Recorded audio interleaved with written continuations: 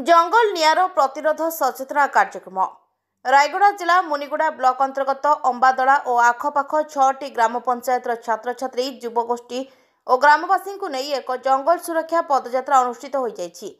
एही पदयात्रा अंबादला पंचायत सदर बाहरी रघुबारी पंचायत रे शेष होइतिला। एथिरे सामिल होइतिबा कर्मचारी माने समस्त पंचायत विभिन्न ग्राम को जाई जंगल सुरक्षा संपर्क में लोकों को बुझाइथिले। एही कार्यक्रम में वन विभाग अंबादला फरेस्टर माझी महापात्र और वनरक्षी जंगल को किपरि निया दाउरू रक्षा करा जाय परिबो से प्रसंग में आलोकपात करबा सह पोडू चाष को रोकिबा निमंते गाँ गाँव में लोकों को सचेतना कराइबा पई आह्वान देथिले। दिन को दिन जंगल ध्वंस होथिबा बेले जंगल चोरी और जंगल निया एहार प्रमुख कारण एवं जंगल नष्ट हेबा जोगु वन्य प्राणी माने गाँ आड़ को माड़ी आसुछंती बोली लोके हृदयंगम कले।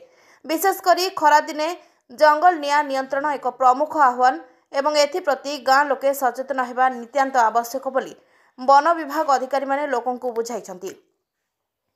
रहिले वन बंचिबे जन आदि स्लोगान दियाजिबा सहित जंगल बंचिले आमे बंचिबा एवं भरपूर जंगल जोगु विशुद्ध जलवायु अभाव रहिबो नाही बोली लोकों को प्रेरणा दिया जायतिला।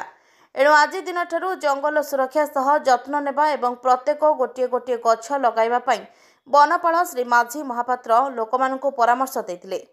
रायगड़ारू रज त्रिपाठी रिपोर्ट फोटो न्यूज।